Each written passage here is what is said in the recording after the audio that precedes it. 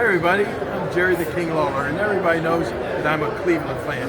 But if you want to talk baseball, you got to listen to One Cardinal, One Cub, and One Beer with Vince and JJ.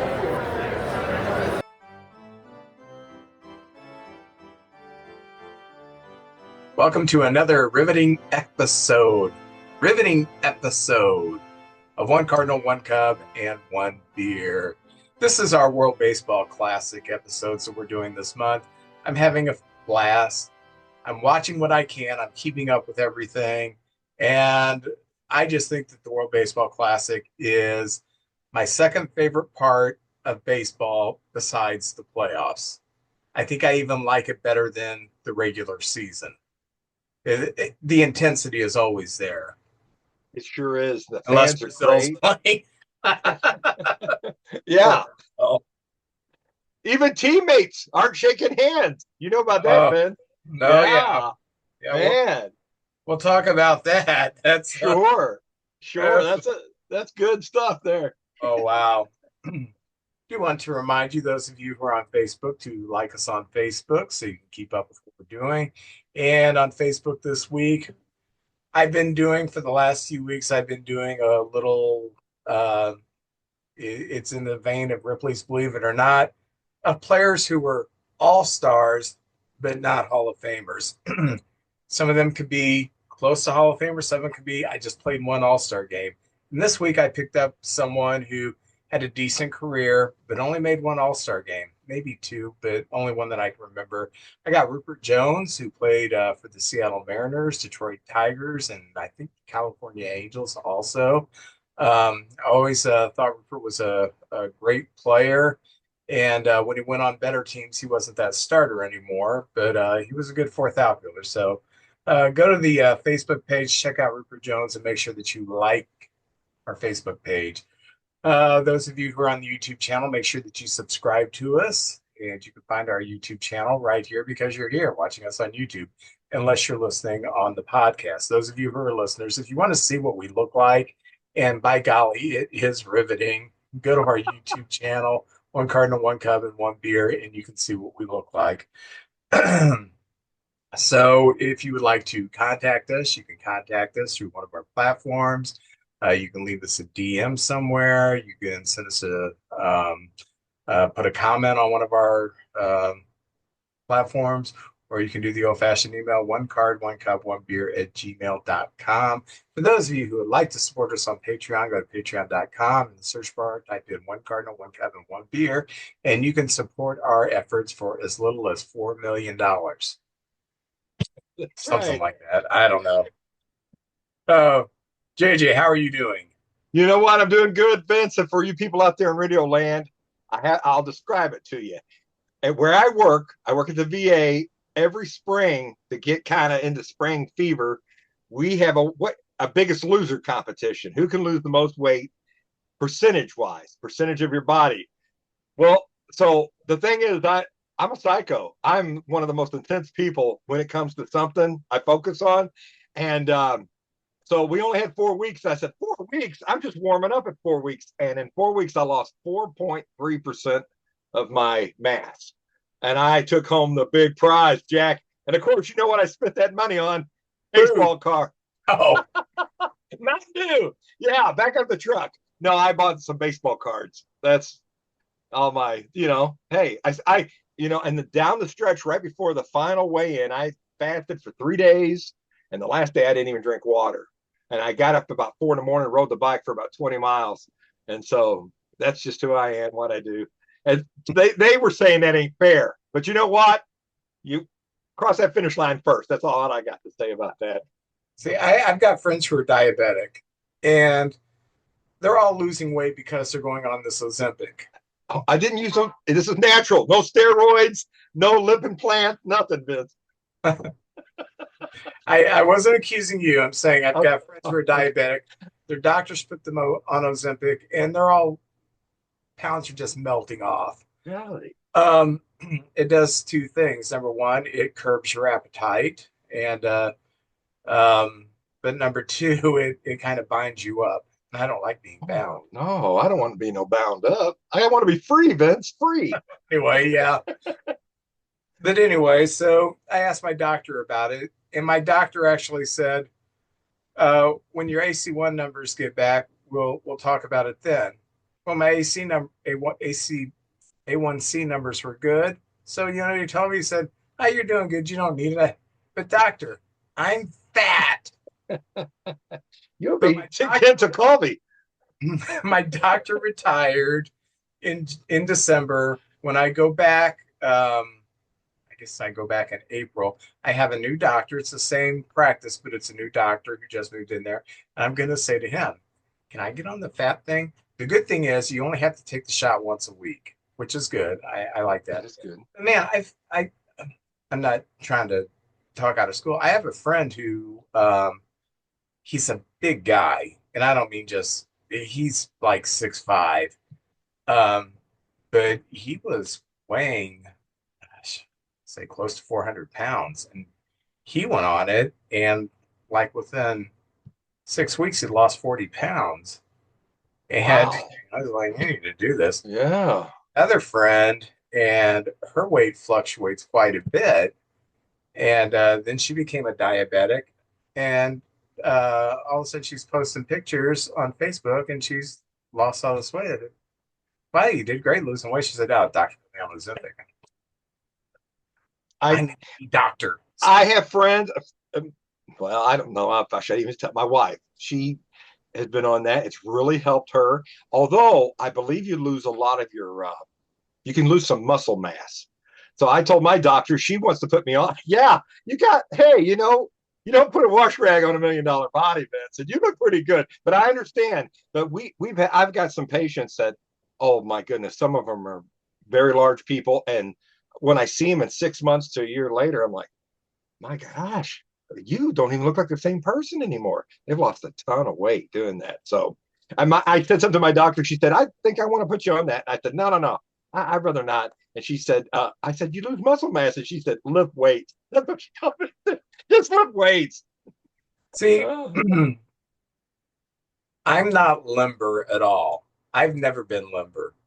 Even when I was young and I played athletics, like stretching for football, I'd watch guys throw their legs over their head and stuff like that. I could never do that. And one of the problems are my legs are just naturally thick, muscular. I got that from the opposite side of my family. My dad always had these huge calves, never worked out at all, but always had these huge legs. So I've got these short, strong legs, which was really good whenever I played football and I was a running back. yeah. Um, but I because I'm kind of muscle bound, like I cannot sit with my legs crossed like this. Yeah, I can't just flop one over the other. I can't. I have to do the figure four to cross Oh, my yeah. legs.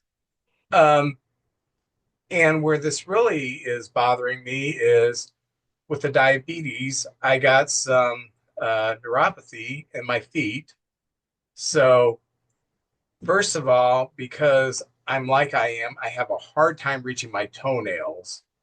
So, I trying to clip my toenails is a chore, and sometimes I don't feel that I've clipped them, and I look at, oh, I got bloody toenails, bloody toes now. So I would like to be able to lose some weight to get at least a little limber so I could at least cut my toenails or at least bite my toenails or whatever people do with their toenails. Because I am this close to having to have Kathy trim my toenails, and I don't Oh, want to put her through that. okay. Yeah. A little wine, some candles, some toenail trimming. Yeah, That's an evening right there. yeah, I'm sure she's going to go for that. Yeah, but anyway, so I'd like to lose a little weight just to have a little more, you know. I have I was having trouble tying my shoes, so I went to the Skechers slip-on, which is the best invention ever since the flushing toilet. Yes, that's a So, submarine in the wheel. oh man, I just plop them on and I am Oh, ready yeah, to roll. So, that JJ, is true. um, over the weekend we had to take time and go to Springfield because Violet has a derelict car. We're going to see if we could, first of all, get it started and then drive it home. So I took the battery charger and stuff like that, and it was just dead.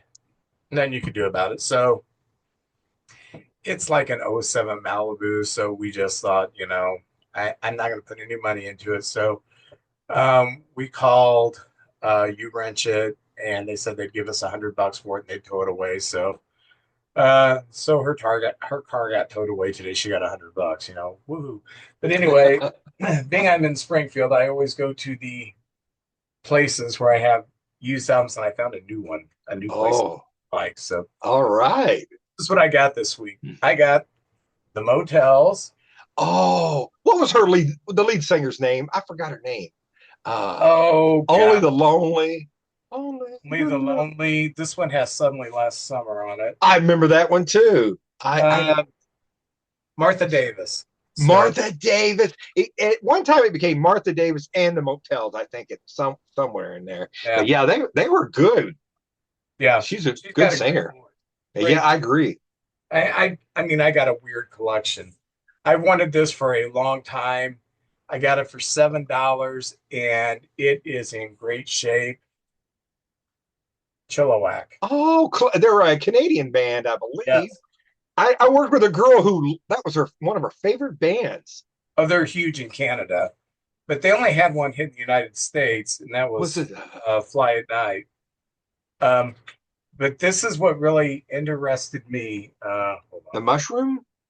Yeah. Oh, That okay. is a Canadian label. There's only been one other band that I've ever known to have Mushroom as their recording company.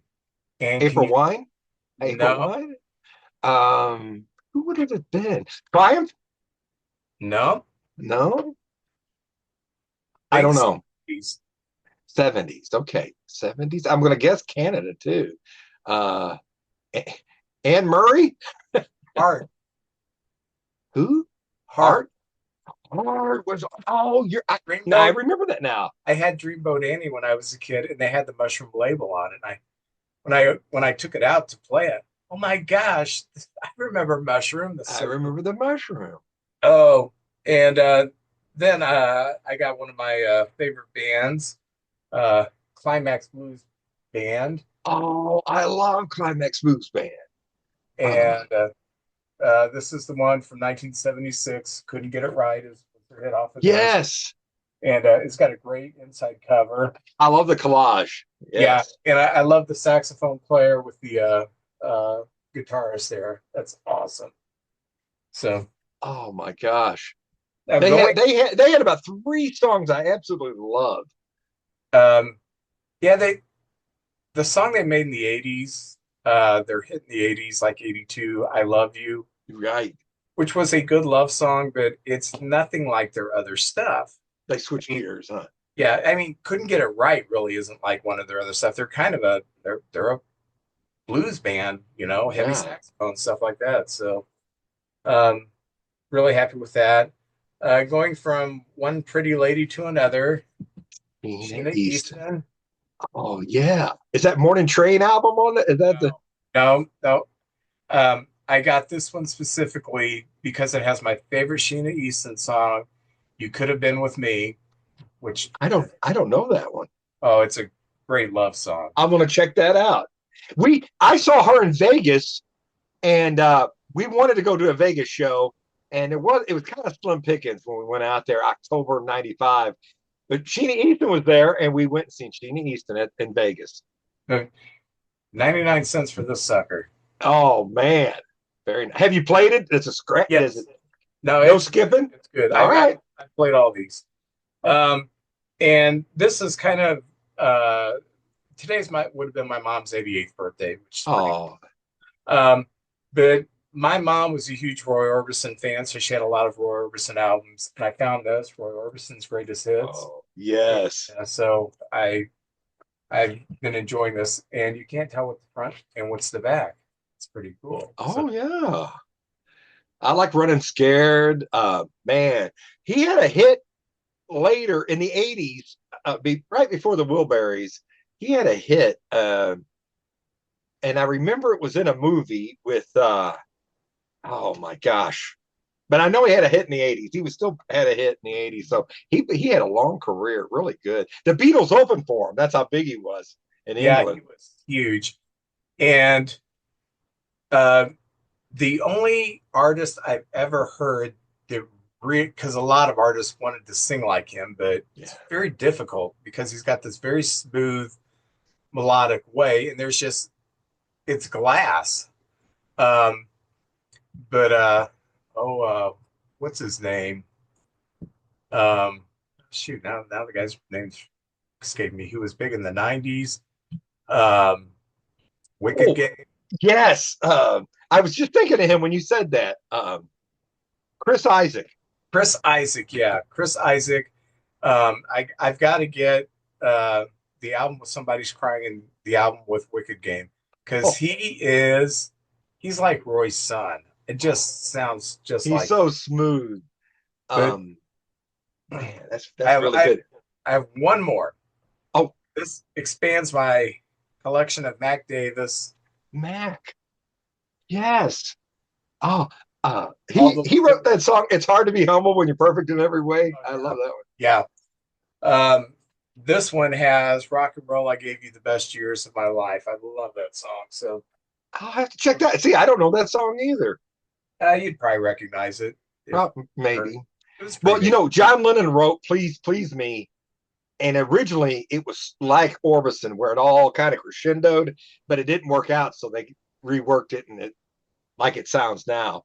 And I have a trivia question for you, music trivia. I learned this week. Motown, who was the first white act they signed to Motown? I just heard this answer. I knew this, Oh man, you're good, Vince. but it's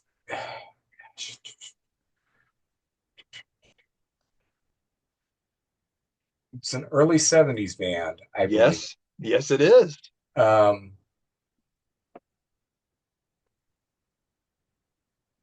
it's not Redbone. No, All right, I you're gonna always tell me. You're gonna tell me, and I'm gonna say, "Oh yeah, Rare Earth. Rare I Earth." just Yes, I just want to celebrate that song with the drums, all the drumming and the screaming in it. I was like, that's a darn good song. But now it makes sense that they were the first white act on Motown Records. Pretty cool. very cool, very cool. You know, it's not really going on I don't know. baseball transactions. Oh, not much happening, huh? Not much happening there, and no one had the decency to die, so there's not any obituaries. Man, what the heck kind of show are we gonna have? I do want to just bring up that the Rangers signed Andrew McCutchen. Yes, I'm glad he's gonna play Yeah, another and year. I either sent or put a comment on Don Frizzy's deal. You know, he went Oh, from one of your National League favorite team to your American League favorite team, so that's got to be pretty cool for him. oh, that's right. I did read that. That's right. Yeah, they did sign him to a minor league contract, so yeah, hopefully he makes the team. And the Rangers also placed Jordan Montgomery on the 60-day IL as he is recovering from Tommy John surgery. So uh, the Nationals signed Zach Littell. I like him. He started the year with the Rays, and then he got traded to Cincinnati. He is a control pitcher. He's not a strikeout artist, but he reminds me of Colin Ray. He will go out there in whatever role and give you the best he's got. And he just keeps you in ball games. He knows how to pitch. He's not going to strike out a lot of guys, but and he's going to give up his share of hits. But he doesn't walk many, and he gets a lot of soft contact. And I think that is a very good signing for the Nationals. We open with the Nationals, and God knows I want us to open against Miles Michaelis. But I was just about to mention he's got it. I don't know if he's going to make the final roster, but he is over there. so I do like the signing of Zach Littell. Only other name of note, the Giants signed Joey Lucchesi to a minor league contract, so he'll have to pitch his way onto the team. So um, that's really all there is in transactions. There's a lot of people being sent down to the minor league complexes and stuff. Um, so if you want to look at your team, your favorite team, and kind of see who they sent down. You go to MLB.com, go to transactions, and you can read through the 8,000 names that have been sent down, and you can find them. Vince, there is something else that usually happens this time of year. A lot of the guys that's been around a while are trying to catch on with another team, just like Andrew McCutchen caught on with the Rangers. And if they can't, sometimes they have to decide, well, maybe this is my time. And the pitcher, he pitched for 13 years, Julio Terren, who was with the Braves at one time. I saw him pitch in a spring training game, and he was a solid pitcher, but I didn't even know he was still in the league. I didn't either. I know. I'm being honest. Hey, I'm being honest. I didn't know he was still out there. But man, that's been a few years ago.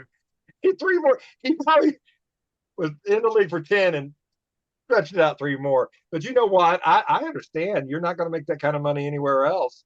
And, but he's going to go ahead and retire. So that's another name that we knew, and he's gone now. So we'll see. And I saw a movie, Vince, and I know you always do your podcast with your daughter where you guys talk about movies. This was a movie it's on Netflix, but Sony Pictures put it out. And to be honest with you, it's not, it's not one of those where they throw a lot of money at it. There's some, you can tell it's a small budget, but it's called Soul on Fire. It's a true story of John O'Leary. And he was a young man, and he caught the house on fire and burned up, and they didn't expect him to make it. And this happened in St. Louis, and this is where Jack Buck just showed up and befriended this young kid and was there. He'd show up every night he could, and the kid got a little bit better, and the staff was wonderful. And so you see a lot of St. Louis things in this. One of the college he went to is in St. Louis, but to reenact Old Busch Stadium, you can tell it's just a green screen. It's pretty kind of hokey and everything. But William H. Macy plays Jack Buck, and you can't play him over the top. It's real subtle, but it was just a really good movie. And the man that played his father was John Corbett, who was in Northern Exposure.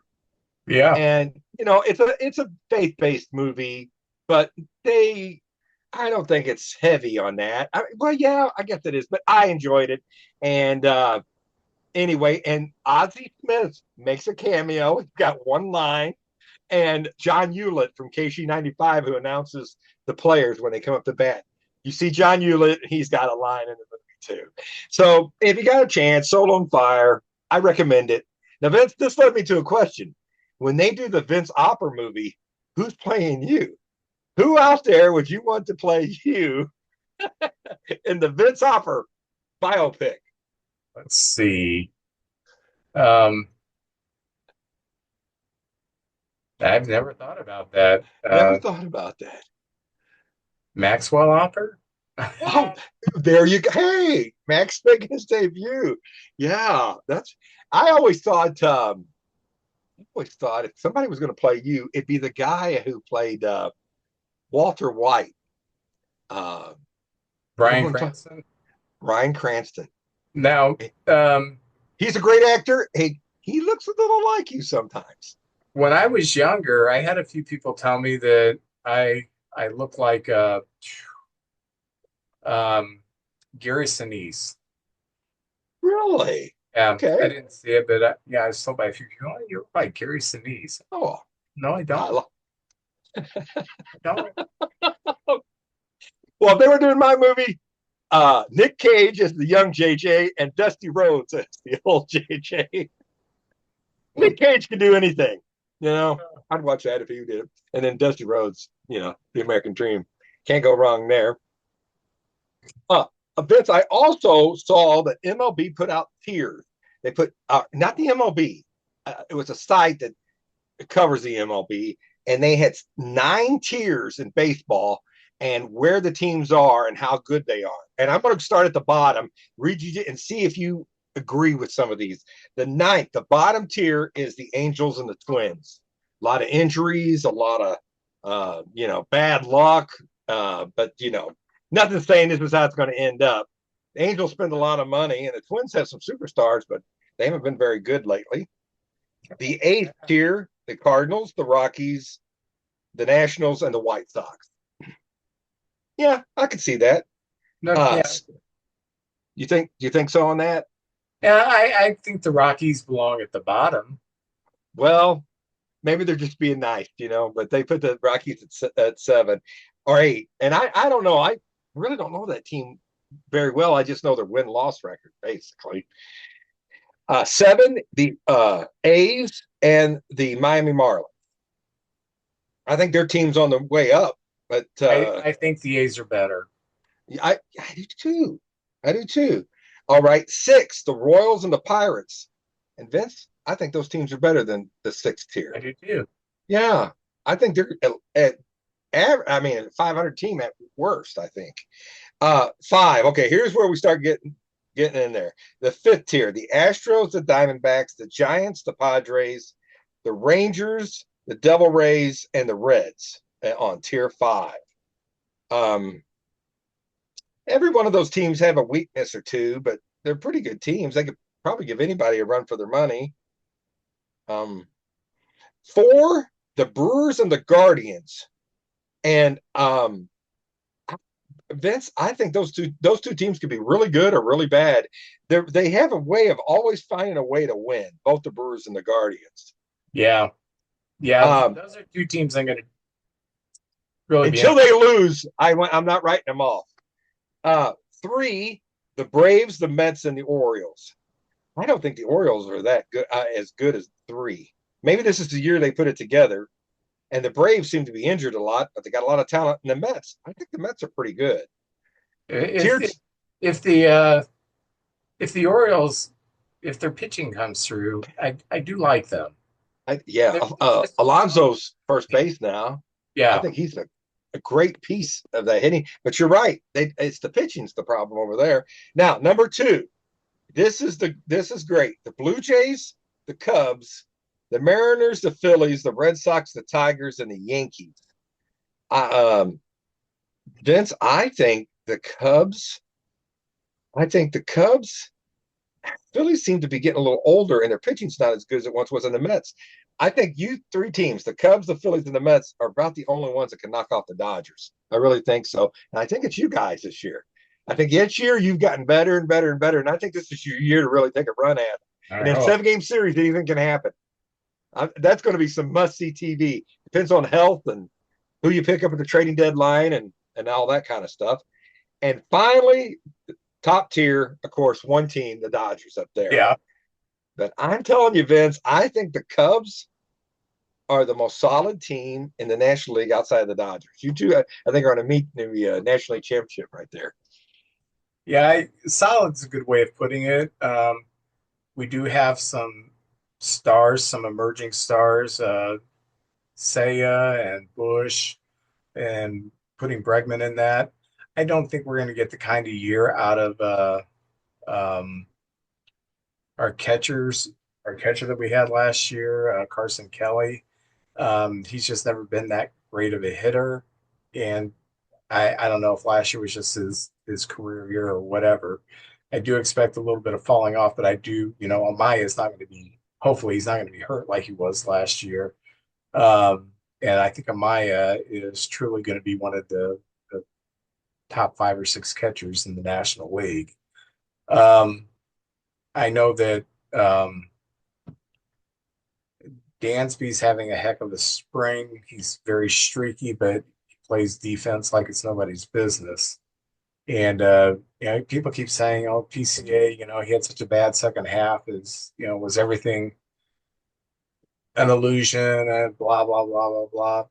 No, he was a rookie. Well, he's not a rookie, but his first year playing full time, and I think he just got tired. But I've watched a little bit of him this spring, and he's taken 2 walks in limited playing time in the WBC, and 2 walks is about a month's worth of baseball usually. Oh, So yeah, he swings at everything. So he's looking a lot more disciplined, and Bregman has really kind of taken him. Last year it was Justin Turner who took him under his wing. This year it's Bregman. That's one of the things that Bregman is trying to, you know, be consistent at the plate. And don't be afraid to take strike one. Just relax a little bit, and you'll get a few walks. And with the speed, it's only going to help. So, And that's it, Vince. Your defense. That's the thing. The Cubs defense. I don't know if there's another team out there from catcher to and all the outfield, everybody as good a defensive team as the Cubs. I think Council will figure out the bullpen if there's any kind of glitches. On paper, your starters look really good. If you got to cross your fingers for health, and of course, you guys can hit. And I think Bregman is the perfect guy. When you had Tucker, I was like, oh, Tucker's a very good player. Bellinger, when you got him, I was like, he's real good. But Bregman is the perfect guy, and he fits in that lineup. And now, my gosh, that infield is phenomenal. So you're not going to give up any deep runs. I mean, every team makes a few errors, but man, compared to some of the other teams, you just play sound ball. The other team usually beats themselves. So I'm excited. This is going to be fun. I'm going to be watching a lot of Cub games. I'm going to be, I'm going to be a neutral party, but they're going to be a fun team to watch this year. Well, let's get into the World Baseball Classic. Sure. In Pool A, we all already know that Puerto Rico is in, and Cuba and now this is going into today. Cuba and Canada are vying for that second spot in Pool A for the qualifying round, or for the quarterfinal qualifying round. In Pool B, the U.S., Italy, and Mexico, they're vying for the 2 spots in the quarterfinals. Korea and Japan have moved on to the quarterfinals from Pool C, and in Pool D, Venezuela and the Dominican Republic have moved to the quarterfinals. So things are shaping up. You talk about one of the reasons I love the World Baseball Classic is we're playing Great Britain on a Saturday night, and I see this guy take them out for Great Britain. I thought, I know that guy. Vance Worley, who has not pitched in the major league since 2017. Wow, designer glasses like he used to wear. He didn't have a great outing. He looks like a 38-year-old pitcher who's rusty, but yeah, hasn't played major league ball since 2017. And Pre-COVID, yeah. Yeah, that was awesome. You already brought this up. When the United States was playing, was it Mexico? When it was Arozarena? Yes. Arozarena went up to bat to shake Cal Raleigh, his Mariner teammate's hand, and Raleigh refused to shake his hand. Arozarena got mad and basically, verbally said that Raleigh can F off. And so Raleigh came back and said, no, I love Randy, blah, blah, blah. But, we're playing for something here. I can see both sides of it. Me too. I don't want it to become like the All-Star game where all these guys, hey, how you doing? Goofing off. I want there to be solid competition. I think that's what makes the World Baseball Classic work, is because we are watching players who care. But if you want to shake his hand, go up to him before the game. Hey, man, we're both here. Good luck. Blah blah blah. But I think that the manager Dan Wilson is going to need to sit them both down in his office and say, "Come on, guys, we have 162 games together, and I'm sure once they explain to each other, they're going to end up with a bro hug and everything will be fine." But yeah, a little bit of a controversy there.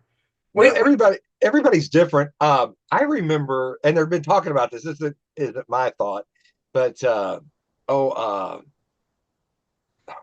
my gosh, I keep thinking LeBron, but it's the Laker kid that was Kobe Bryant.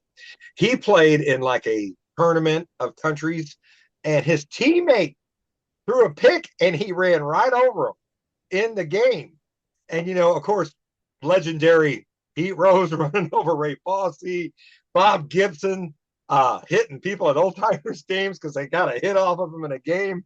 I mean, some people are just very intense. Ty Cobb, uh, man, I had a whole list of them, but some people are just like that. But I do love the flair that the Hispanic players bring, the smiles and everything, and the Japanese players, the fundamentals, and just Otani, he's just on.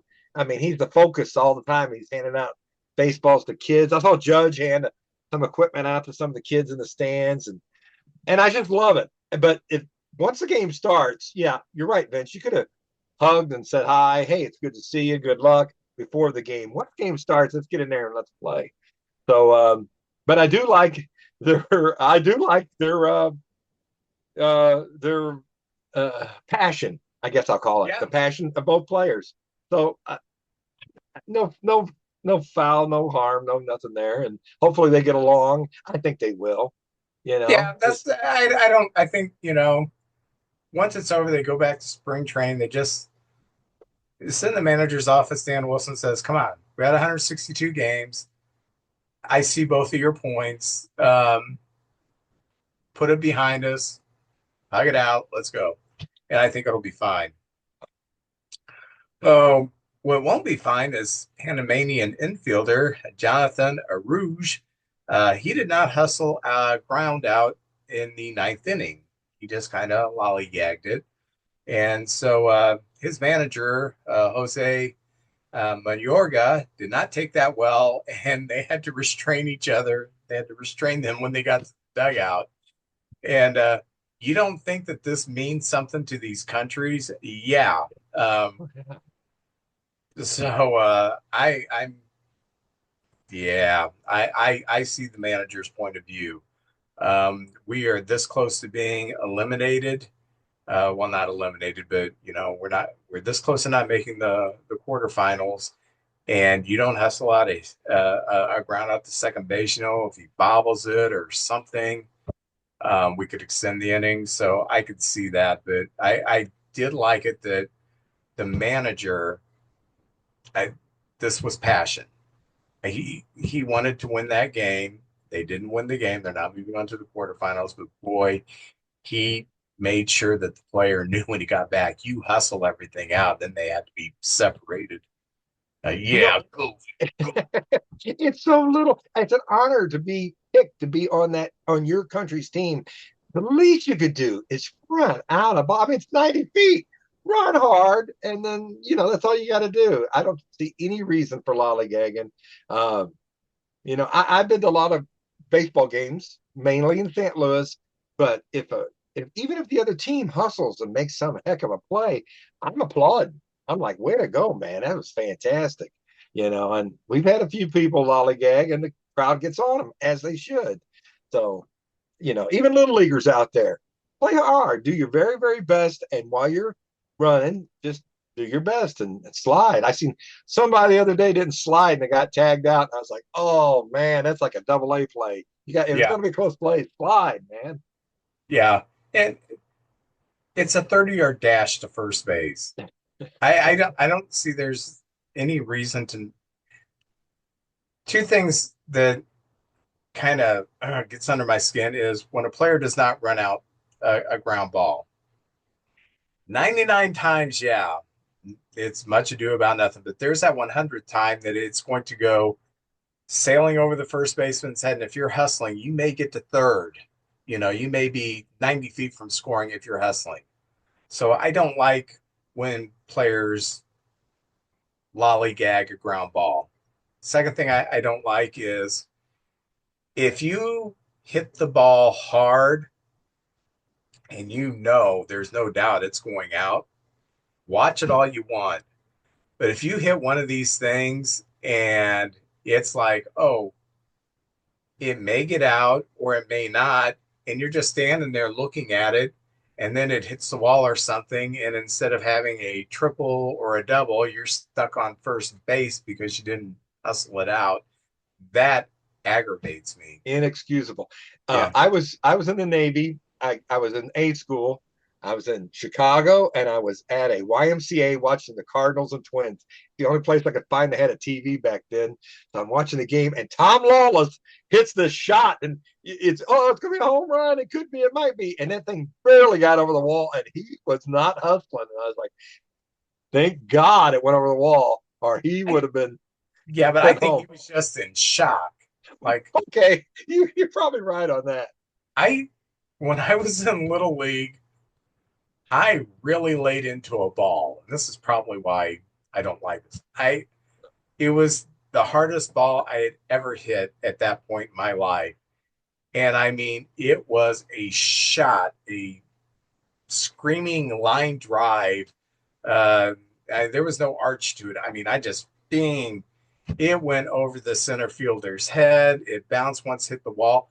I watched it. And I wasn't watching it to admire it. I was watching like, did I really hit that thing? And so I'm running around the bases thinking I got a home run, I started running when I saw it drop, I got thrown out at home.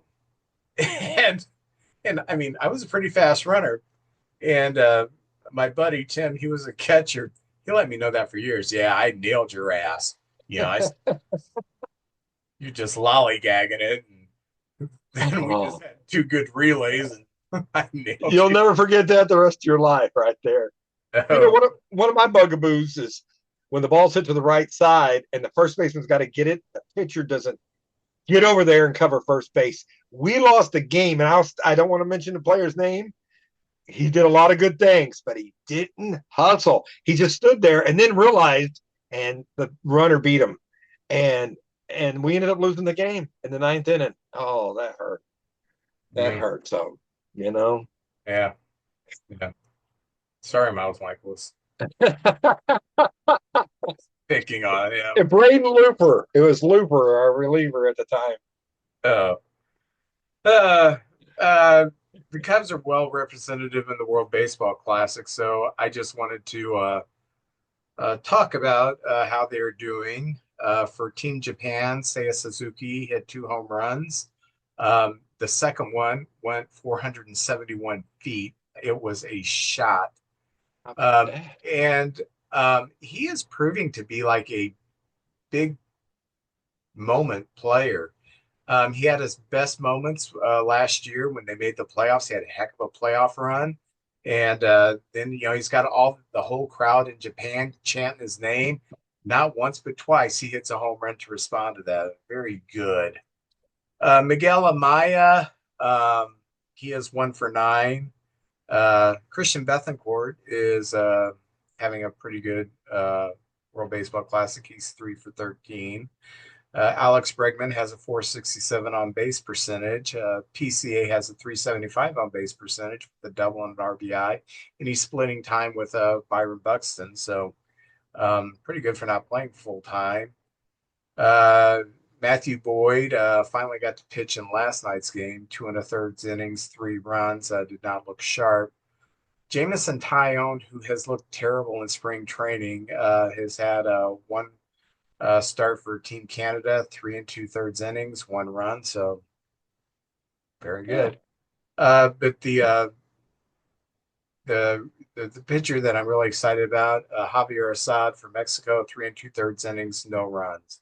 So that's how the Cubs players are faring in the World Baseball Classic. Vince, a lot of kids around the world are watching this, and baseball's growing, and you got all these countries, and maybe in 3 or 4 years when they do it again, it'll be even bigger.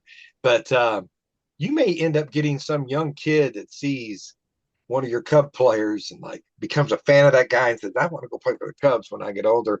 And you just never know. It's such good PR for the players, for the organizations. And I really tip my cap to the MLB, because it's tough to, you pay a lot for these players. A player can get hurt doing anything, and you're letting them go out there and play. And that's half of the thing right there. Because, teams could just say, no, don't want this guy. I don't want Scooble out there pitching. And even though he's only going to pitch that one game, he thought about pitching another one, but we got one out of him, and that's pretty cool. I've really been impressed. I knew Bobby Witt Jr. was great. But Vince, did you see those plays he made in the hole yesterday? My gosh, that was just, you jump to your feet and go, oh my God, you do that. And then Judge, when he gets a hold of one, I don't think there's a place that can hold one of his shots. And then he threw the guy out at third, reminiscence of Dave Parker in the All-Star game, letting that guy go to the third. That was classic right there. And Skeens, my gosh, that guy, he's just man, that's what it was probably like to watch Tom Seaver his third year in the league right there. Yeah, his first pitch was a home run, and he said, I'm not giving up anything else, and he didn't. He didn't. He was on fire. Couple more things I'll do on news. Wilson Contreras,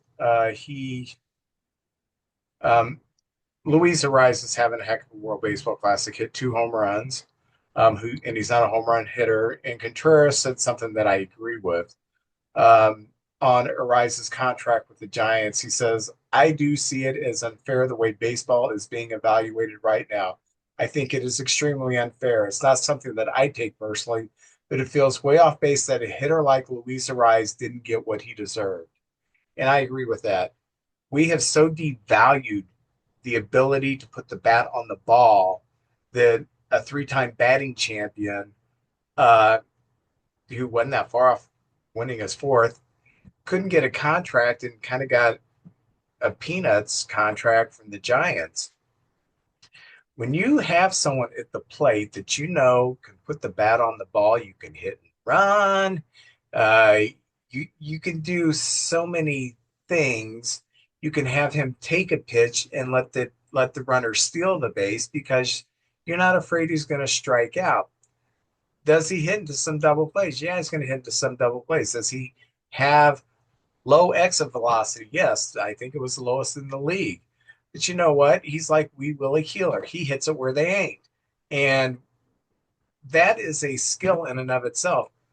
Tony Gwynn in today's game would be Luis Ariz.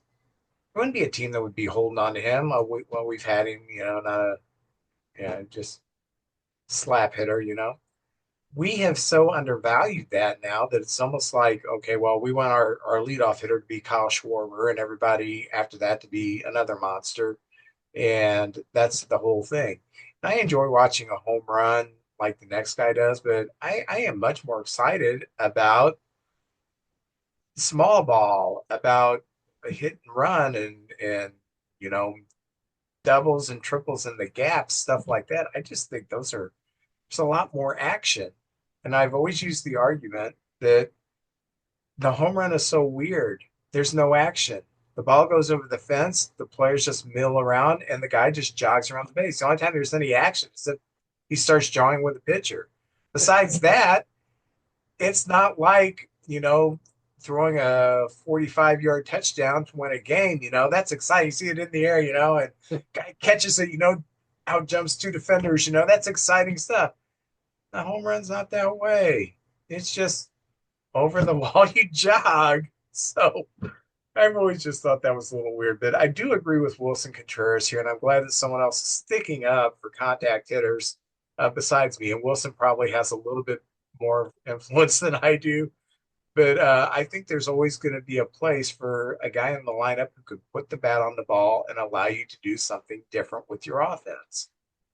I'm with you, Vince. It seemed like contracts were based on launch angle, velocity for the pitchers and spin rate. And that was the major things they were like. I always thought Greg Maddux might have trouble getting noticed with all these guys. Now, maybe I'm being over. Greg Maddux is incredible, but the things they value is like the Roger Clemenses, these guys that just reach back and throw fire. And Maddux was a pitcher, man. He just worked the count and he could throw past you or make you look stupid. And Vince, nothing excites me more than a battle between the pitcher and the batter, and where they try to get you to go after it and you won't do it. And he's got to throw it over the plate, and you foul off some good pitches and you get that pitch count up to 7, 8, 9 pitches. And even if you strike out, and you got 9 pitches out of that pitcher, I'm like, hey, that was a good at bat. That was a good at bat. And some of my favorite players are those guys that are like, the Pete Roses and the Wade Boggs and the, Paul Molators and the Gwynns and those guys. I just love that aspect of the game. And now I think some of them Rise doesn't have a lot of speed. He does hit occasionally home run though and stuff. I don't know is he a good defender? Does he have that? No, he's just a good hitter. A lot of those other guys had, yeah, they're playing him at first base now. He used to be a second baseman, and last year he played first for the Padres. This year he's playing first for the Giants. I'd DH him. Yes. Yeah. Who says your DH has to be the home run hitter? I'm with you. He's just a good hitter. Yeah. You brought up someone that I want to highlight. All right. Question. Okay. Who's a better hitter? Pete Rose, Ichiro Suzuki, or Paul Molitor? Ooh. Well, Pete did it for longer. Batting average, they're all incredible. I think Ichiro had speed too. Pete didn't have the speed of those other two guys. I don't know about the power, but Ichiro could hit home runs. So could Pete. Pete hit a few, I think. I don't actually know. Who's the better hitter? I'd have to look at the stats, but I would think Ichiro. Okay. The reason I brought Ichiro and Rose up is they're the only two men who, in Major League Baseball, and I know 1,000 of these were in Japan, but it was their top tier. They're the only two guys in Major League Baseball that have 4,000 hits. I ran across... And Cobb. Didn't Cobb have 4,000? Sorry. That's a long time ago. I didn't see Cobb play. Yeah. I saw this the other day and it blew my mind. Paul Molitor had 10,835 at bats, 3,319 hits, 234 home runs, 1,307 RBIs at 306 batting average over 21 seasons. Now, you know this as well as I do. Paul Molitor battled injuries his entire career. He's tough. So he missed about 700 games due to injury. Really? Oh my God. If you take 700 and he averaged 4 at bats. I'm not counting walks. I'm talking about official bats. He averaged a shade over 4 at bats for his career. So I'm going to put 4 at bats and multiply that by 700. That'd be 2,800 more at bats if he wasn't injured. At a 306 batting average, he would have had 857 more hits, 61 more home runs, 336 more RBIs. So he would have played those 7 seasons and just did what he averaged. 13,635 at bats. He would have got 4,176 hits. I always think of Paul Molitor as a very good player, but I don't think of him as, and now I'm having to rethink this. This guy was an incredible hitter. And he would have hit 295 home runs at the same pace, which would have dwarfed Rose and Ichiro and Cobb, by the way. And he would have driven in 1,643 runs. I just was amazed how good of a career he had with all those injuries. Did you see his stolen base amount? I didn't look at that because I don't count that as like a hitting statistic. So I was looking at like hitting statistics. Yeah. Phenomenal. And he was one of those guys that just he'd work the pitcher. You don't see that very often. I mean, you see the power guys doing it, but he was so valuable. He'd get on base. He'd work a walk. And there's just a handful of guys in my lifetime. We always talk about 51 years. We've really been watching the game.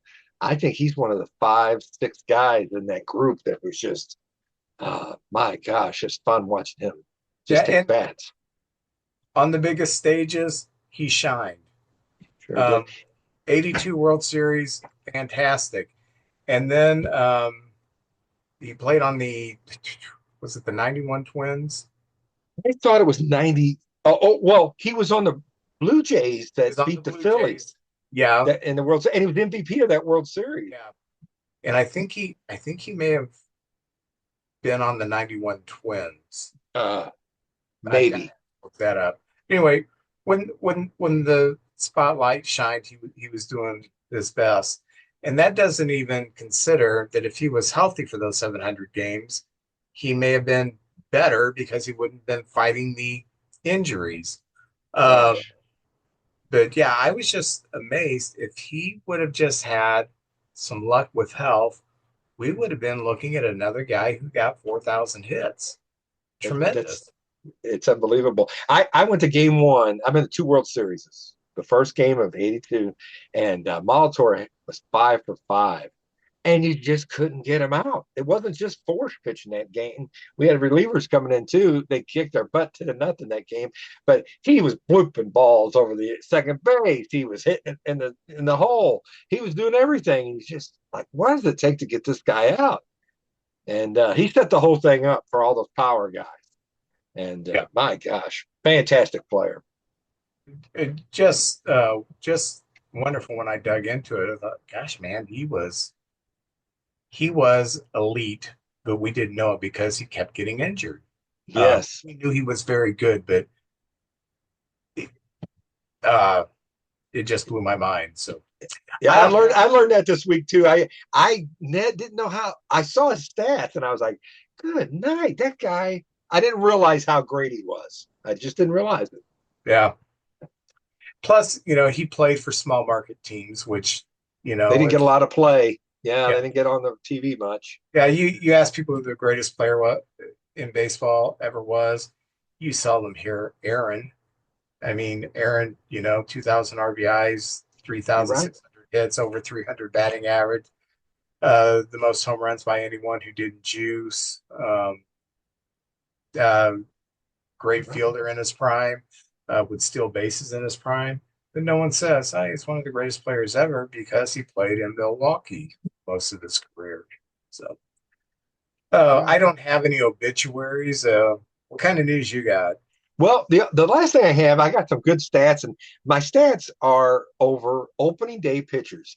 I think that's a neat honor. You usually want to start your season out on a good note. You got a full house usually, or one of your bigger crowds of the year. And a few teams have already named their starting pitchers for the year. I think it's a little early, but I'll just go over some of the teams here. The Yankees are going to start Max Fried versus the Giants. And we're less than 3 weeks away from opening day, Vince. It's coming. The Washington Nationals have a kid named Ted Cavelli, and he will be pitching against the Cubs. And he's only the third pitcher since 1999 to open with less than 11 games pitched in the big leagues. They like this kid. I don't know anything about him. I'll probably be watching that Cub Nationals game. So I we'll might find out. watch it. Yeah, I'm sure you will. Yeah. The Reds are going to pitch Andrew Abbott. I don't know if you heard, but Hunter Green I know that's devastating. We're both Hunter Green fans. It's devastating to the Reds, but they do have a good pitching staff, and he'll be back hopefully around the All-Star game. So, but Andrew Abbott's going to be their opening day starter. Um, White Sox are going to throw Shane Smith versus the Brewers. Tarek Skubal, of course, against the Padres. It's his third start in a row on opening day. Sandy Alcantara will be pitching against the Rockies, and he's opened 6 of the last 7 years for the Miami Marlins. Tampa Bay is going to throw Drew Rasmus versus the Cardinals. Hunter Brown for the Astros. Freddie Peralta for the Mets will be starting his third straight opening day. Boston's going to throw Crochet, and the Arizona Diamondbacks have named Merrill Kelly. He will open the season against the Dodgers. Now, I say that. That's cool. That shows you it's coming. We're going to get to see these pitchers. It's going to be fun. The matchup, kind of like a heavyweight boxing match, the first game of the year. But, Vince, I have some questions for you. Who has started the most opening days in the history of baseball? It's a guy we both saw pitch.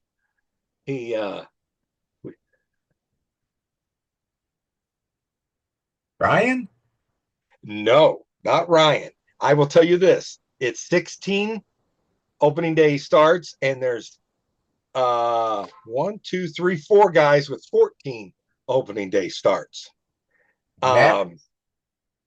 Nope, not Greg Maddux. One pitched before our time, and he is, I'll give you his nickname, the Big Train. Oh, Johnson. Johnson started 14 games for the Washington Senators. All these other guys have pitched in our lifetime. I'll give you hints. One of them is I think he's like 6'7", and one of the all-time great strikeout pitchers. Randy Johnson. Randy Johnson. He started 14. Lefty. Probably the Cardinals' worst trade ever. Yeah, Carlton. And for Detroit, he pitched most of his starts was for Detroit Tigers, 14.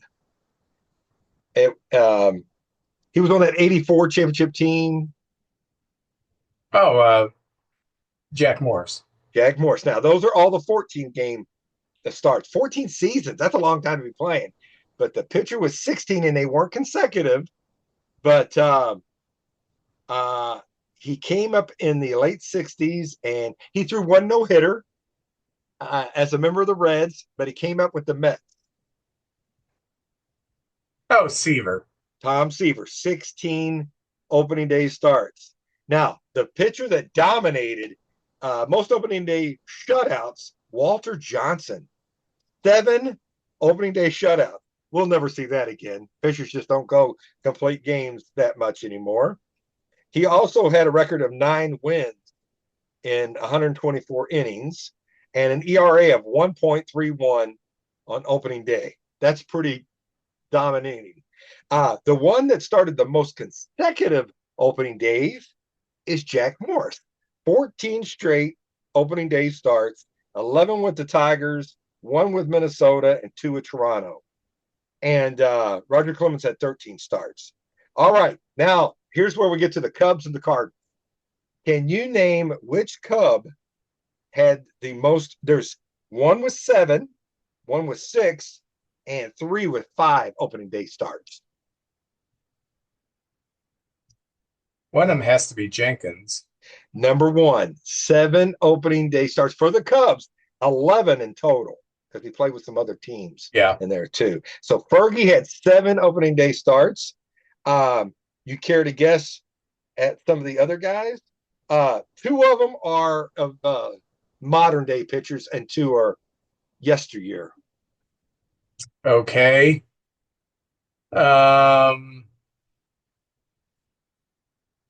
Lester went around long enough. Arrieta had such a flashing. Would Zambrano be one of them? Zambrano's number 2, Vince. That's amazing. 6 opening day starts. So you had Fergie with 7, Zambrano with 6. The other 3 guys had 5 opening day starts. Russell? No, not Russell.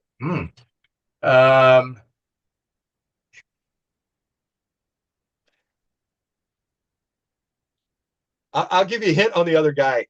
There's a famous video where he was no longer a player, but he was doing commentating with Harry Carey, and he had a few up in the booth.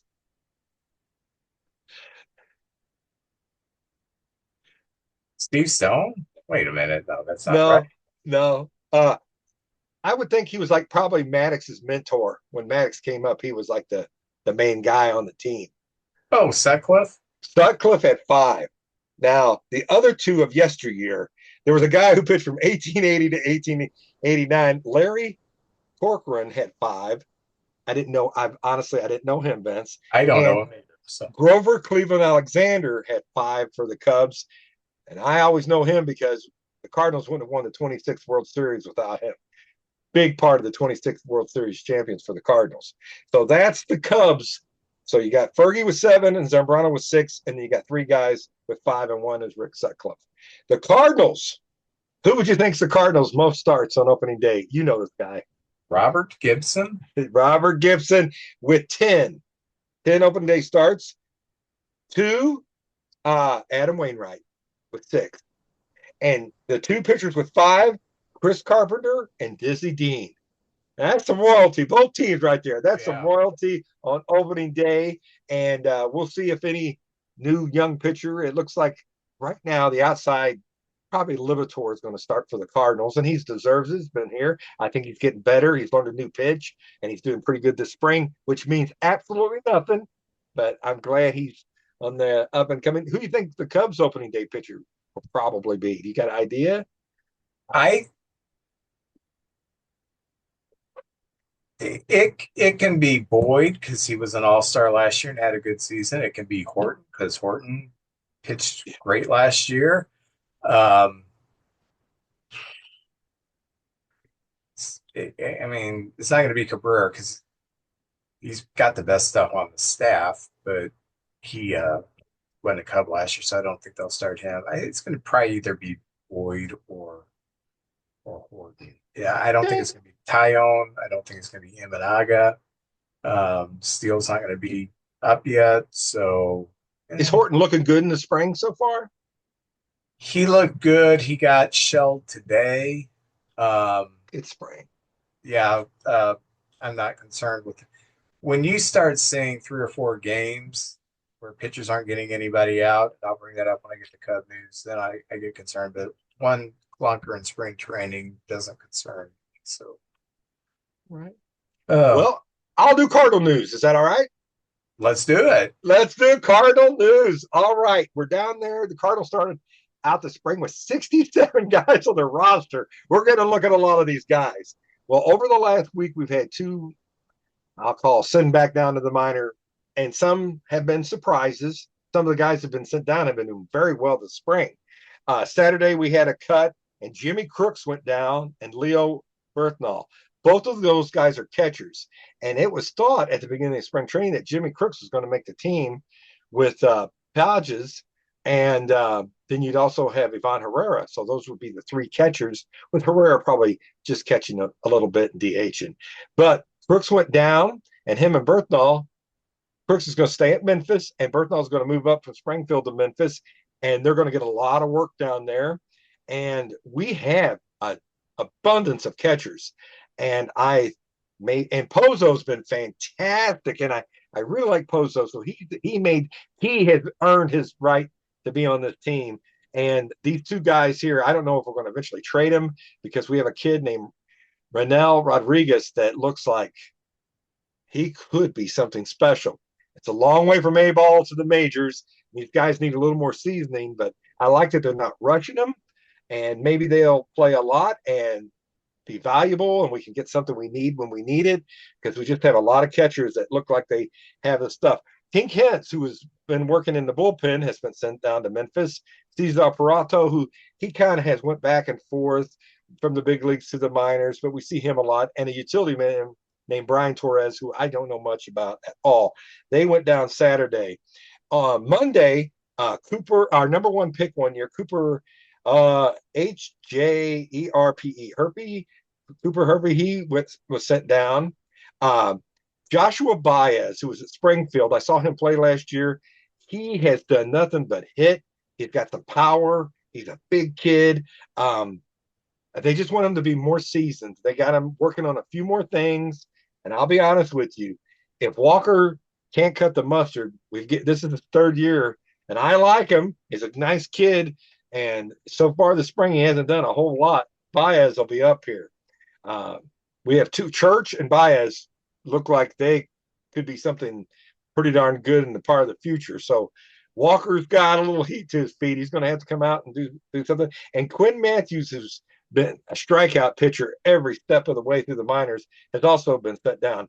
So I tell you what, that Memphis team, Vince, if you ever want to go down and eat some barbecue and go to a Memphis game, I'll go with you, because I think that Memphis team, that a lot of those kids from Springfield that won the championship down there are now in Memphis, and that could be a very good team. And we've got a lot of help if things go wrong. Last year, I feel like we just had a few guys that please don't get hurt, because it was going to be a big drop off if those guys got hurt. But we got a lot of young guys that I think could be something, could be major league players. Let's just put it that way. I don't want to put too much on them. So that's some of the moves. The Cardinals still have 46 guys. So we got 2.5 weeks to get down to 26. That's kind of what's going with the rosters. The Memphis Redbirds start their season March 31st at AutoZone Field. That'll be fun. And the Springfield Cardinals start April 3rd against Amarillo in Amarillo. So spring training, or the minor leaguers season, is going to start getting going too. And I like to keep up with what's going on there. And the final thing I'll talk about is the Cardinals are trying to get fans back to the ballpark this year. Last year, it was just like, it was sad. And the team wasn't that good, but they've got some things, a free thing for kids to join and be part of the kids club. And there's tickets, and that's all free. And there's things for them and special days at the ballpark.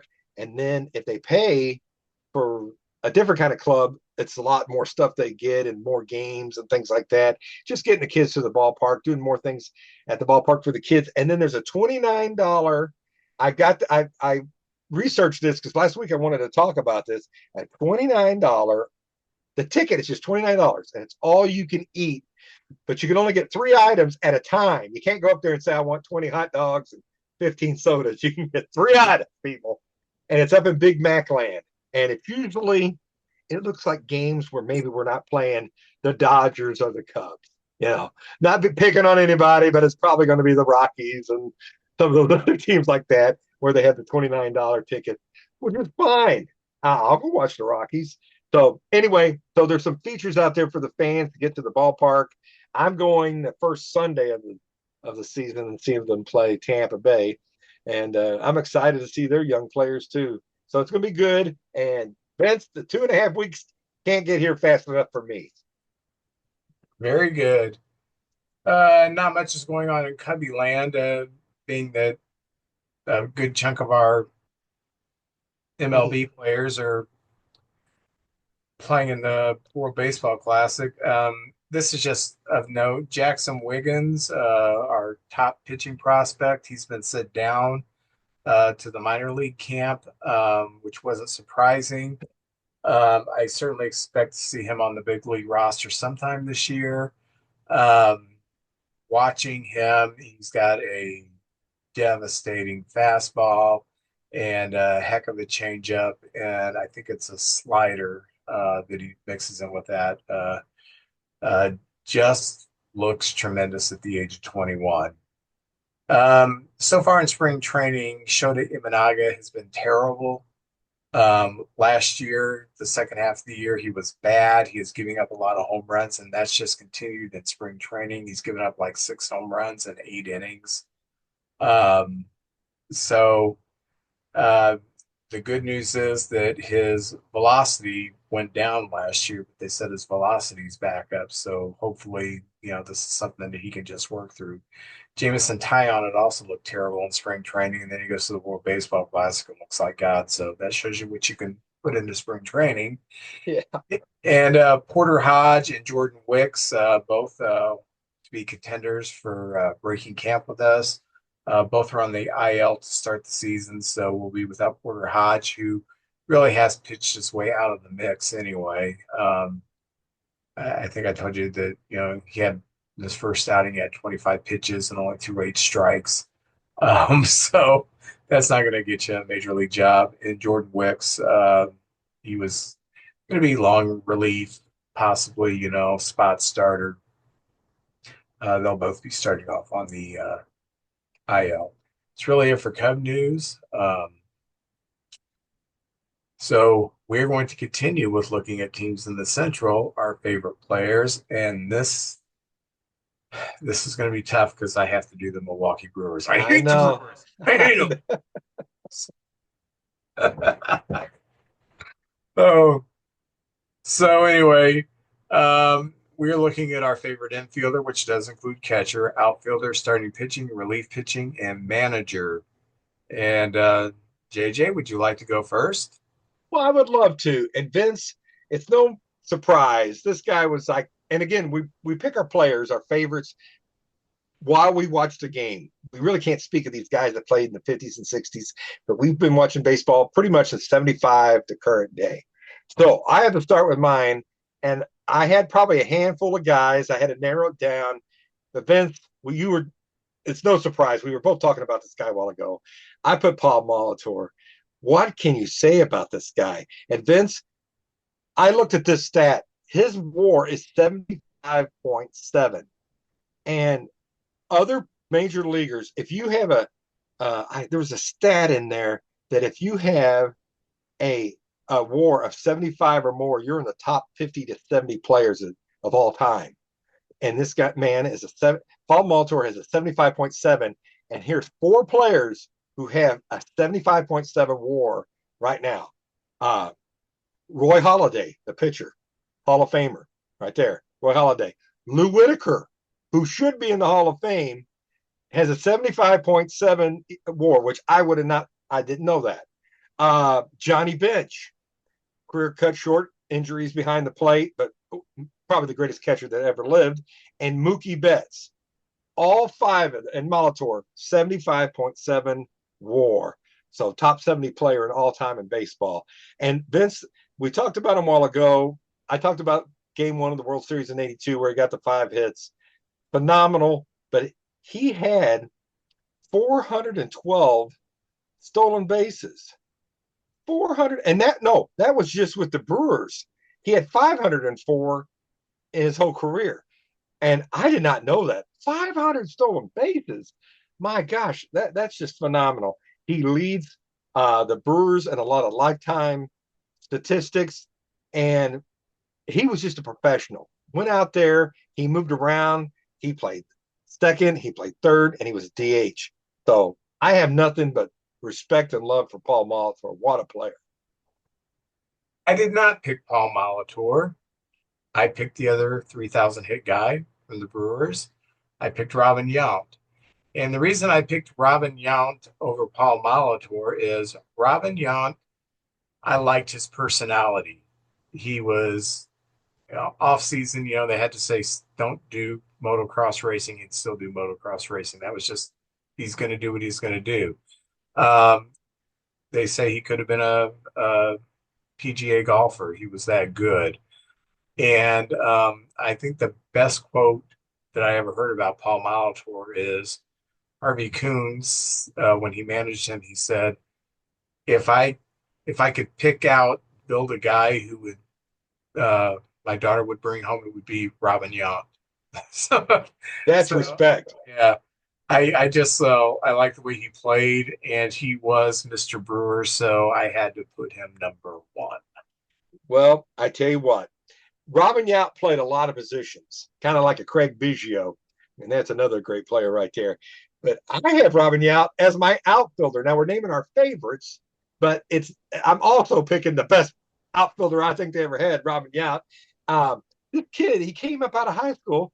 He started in the big leagues at 19 years old, and he played from 74 to 93. Of course, he's the all-time leads almost. I have several categories. He leads in a 2-time MVP, a Hall of Famer, a Gold Glover, 3-time Silver Slugger, and 20 years with Milwaukee, and all-time leader in hits, games, runs, doubles, triples, and I think that's home runs. No, he's not home runs.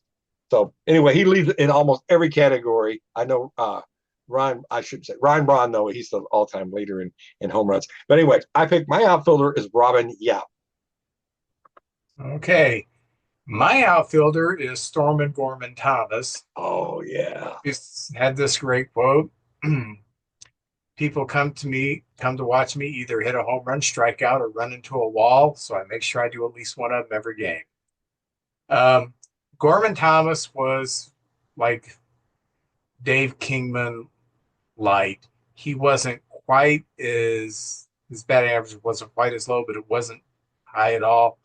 Um, but he played like a maniac in the outfield. He was always running into walls, running into players, and he looked like a guy that would you'd be sitting in a bar and he'd be sitting next to you with his Marlboros and beer and say, "Oh, by the way, I gotta go play a baseball game." Bye.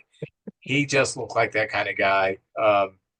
Very blue collar, very much like my family. So that's my favorite outfielder. Oh man, that was a good one there, Vince. Well, going to starting pitcher, my favorite Brewer starting pitcher was Teddy Higuera. And he reminded me a lot of Fernando. Just the way he pitched, he had a lot of different pitches in his arsenal. He only made one All-Star team. He played with the Brewers for 9 years. He played his whole and Vince, that's another I love guys that play their whole career with one team. Just I don't know. It just means something to me more that you're the team is loyal to you, you're loyal to them, or just by chance it just worked out. But 9 years he played there. 85 all with Milwaukee. He was 85 and that doesn't sound right. Oh, 94.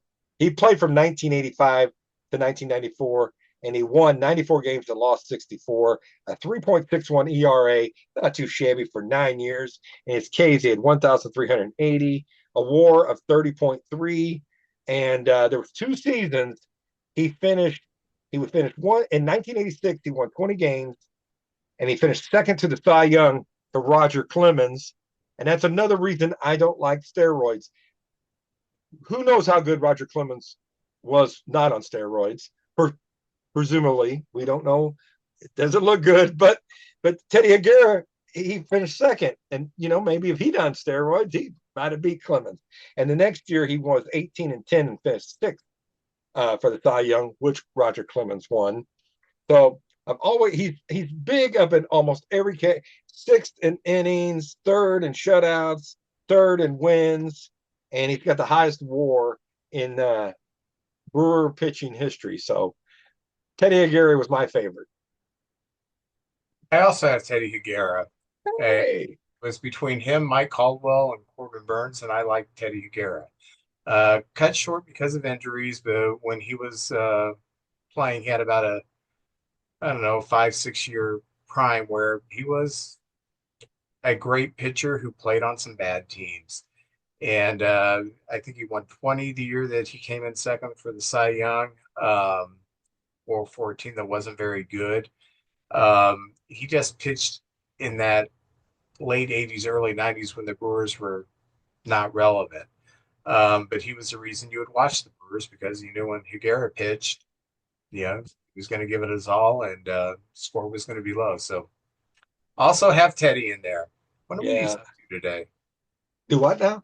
I wonder what he's up to these days. I don't know. We got to check in and see what he's up to. I don't know. Write a book or something. Okay, now we're to the reliever. And Vince, I don't know if this was my favorite, but it's the most respected reliever the Brewers had. And mine was Josh Hader. When Hader pitched for those 6 years with the Brewers, 2017 to 2022, if we were late, they had the lead, it was over. The Cardinals didn't have a prayer.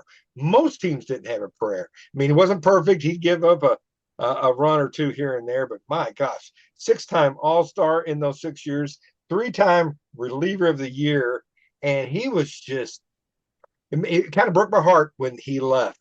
I know the Brewers would like to kept him. He probably would like to stayed, but somebody was going to pay him a lot more money than the Brewers could. And he's second in saves in Brewer history and ninth in appearances in Brewer history. So Josh Hader was my favorite reliever. I also have Josh Hader. Yes, I thought you were going to go with Raleigh Fingers. I really did. Well, I think of him as Oakland A, Yeah. Yeah, Hader, when I think of a Brewer reliever, a Brewer closer, I think of Josh Hader. And I love the hair hanging out and just, he looked like he walked out of that 1974 Volkswagen van and said, "Hey, man, is that Freedom Rock?" And then he went out there and threw the ball. That's Freedom Rock. Very good, Vince. Yeah. Well, now we're down to the manager, and managers, sometimes the perfect guy comes around at the perfect time. And my favorite manager, although he didn't manage a long time, was Harvey Keene. And Harvey was a Major League Baseball player, and he played for 15 years. He was a hometown kid. He grew up right around Milwaukee. So that's another great thing. He was a 10-time All-Star when he played and won the American League batting title with the Detroit Tigers. But anyway, he had a lot of hardship. And guys that just persevere, that's another thing that I just never gave up. This guy had a blood clot and he ended up losing part of his right leg below the knee. Um, the year he came in and took over the 82 team, they were 23-24, and Buck Rogers, as we remember Buck, just the team, it wasn't gelling. And Harvey came in, took over. He was more no hands approach, talking to the guys. He was a major league player. He knew what it took. And another thing a lot of people don't know, his wife said that they owned a bar that was probably a block or two away from the ballpark. And they'd have the players over all the time and cook. They'd all drink and they all became really close, just like the old days where they were on the train playing cards and drinking and getting close and talking baseball. And they said it was a veteran team too. That's another thing. And they just kind of gelled. And Sal Bando said there couldn't have been a more perfect man to lead them all the way to the World Series that year. So he only coached 75, and then he came back in 82 and 83. And then just health things happened. But I absolutely love Harvey's wall bangers, Vince. Harvey's wall bangers. Well, I also have Harvey as my number one manager, over Craig Counsell, over Pat Murphy, over Buck Rogers, George Bamberger, and the rest of the other human beings that did this. Phil Gardner. Yeah, Garner was, yeah. Harvey was a great personality. He loved to chew tobacco. And in that documentary about the 82 Brewers, I don't remember which player said that, when Harvey took over, he came in and said, okay, team meeting. First thing you need to know about me is I don't like team meetings. Second thing you need to know, this is the last meeting we're ever going to have.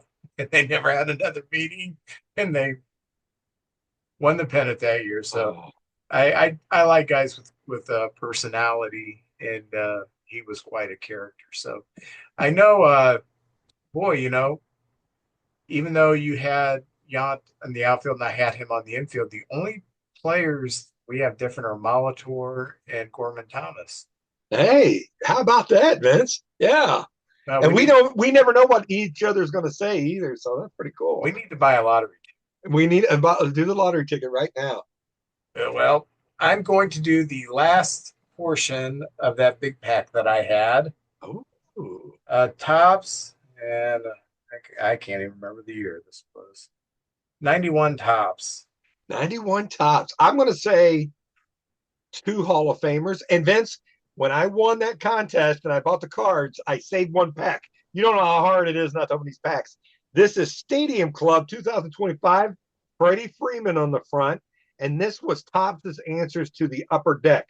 So there's a lot of good photography in these packs, but there's only 5 cards in a pack. Okay. I have outfielder for the Tigers, Milt Quayer. I don't know much about him. I have outfielder for the White Sox, Rodney McRae. I don't know much about him either, Vince. Oh, former Cub, former Philly, second baseman, Mickey Morandini. Oh, yeah. Solid player. Hustle. Pitcher for the Padres, Rich Rodriguez. I think he was a Cardinal. Yeah, that's what I was wondering if he does sound familiar. For the Royals, former closer for a while, Jeff Montgomery. Oh, yeah. 24 came off the 24 save season. Oh, former All-Star catcher for the Padres, Benito Santiago. Love Santiago. What a great player. This says Benny. I've never heard anyone call him Benny. I never heard that either. Former Cub, former Cardinal, former Philly, perennial backup catcher, Steve Lake. Steve, like solid backup. Oh, former Met, former uh, Indian, former Philly, great pitcher, Roger McDowell. Oh, yes. He was on a Seinfeld episode. You know, I'm not even getting an all-star. This is pretty bad, you know. Pitcher for the Reds, Scott Scudder. I remember him. I remember him. Outfielder for the Mets, Mark Carrion. Yeah, I remember him, but not a whole lot. Middle infielder for the Cubs, Curtis Wilkerson. This was a dud. Hold on. They saw Dud. they saw you coming. Give him that pack. You've got to do better than this. All right. It's a photography. I will tell you one thing. The photography is fantastic. And these, I opened them up and was very, very impressed with the photography of the new stadium clubs. So I will open these up. And the first one I got is, well, an old timer here, Hall of Famer, Chipper Jones. Ah, Look at that. Norman. Very nice. the North Chipper. Larry. That's Oh, the name. that's right. Well, this is the Chipper on the back. And there he is. It looks like his high school picture or something right there. Chipper Jones right there. Oh, what a card. I love this picture. Not Wilson, but William Contreras of the Brewers. Look at that. Oh yeah. I went to a Brewer game and he got thrown out and he was throwing equipment on the field and they were playing Miley Cyrus Party in the USA. Well, he was throwing all the stuff on the field. So me and Brody, every time we hear that song, we go, hey, William Contreras. All right. They got a thing here called Savage Slugger. And this one, ooh, it's chrome. Very nice. And it's Cal Ripken Jr. Look Ooh, at that. Another It looks like Hall of Famer. Jurassic Park. You got 2 Hall of Famers. What else we got here? Oh, yeah. Texas Ranger. Very good picture. And I like this picture of the mound. Mar Rocker. Like their number 2 pick one year. Oh yeah.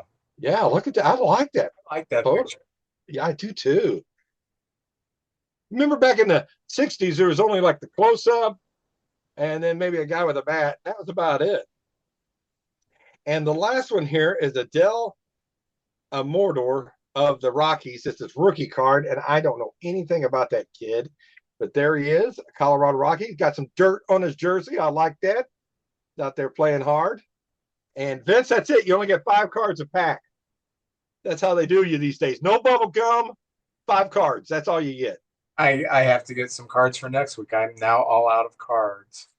So that's kind of like an Air Supply song, all out of love, but I'm all out of cards. All out of cards. I'm so lost without you. Yeah, when Kathy and I were dating, I would sing Air Supply songs to her. Things we do to try to be romantic. Oh, yes. The charming. Yes. And then we cut each other's toenails. I'm trying to put that. I don't like making her do stuff that, yeah. Well, I've talked about this before. My grandmother had like a little group and they all couldn't get to their toenails and I'd soak their feet and I'd work on them and everything. I got friends. I love doing that. I can help anybody. If you need your toenails cut, 1-800-JJ. Give it a call. As my aunt once asked me, and she was serious, and I was like in my 40s. I don't remember what I said. She looked at me, she said, "Are you on drugs?" So that's the question I have for you when you talk about toenails. Are you on drugs? Oh, I can't build. You know, Vince, you do all this. You build and make things. I can't do any of that, but I can trim a toenail. There's few things I can do, Vince. I can, Well, you enjoy trimming toenails, okay? I'll be out there. I'm going to have like a ice cream truck with a little Mr. Salty. I'll just pull over, rolling down the road. All right. Well, we will join you next week when we will look at either the Cubs or the Cardinals. We haven't fought that one out yet. and then we'll do the other team that we don't do next week, and then we'll have our roundtable with representatives from all of the divisions. So Yes. got the next 3 weeks planned out. We got a guy that I'm chomping at the bit, the baseball card guy from YouTube. Want to get him on here. Oh yeah. Yeah. So anyway, you all have a great one, and we will see you next week.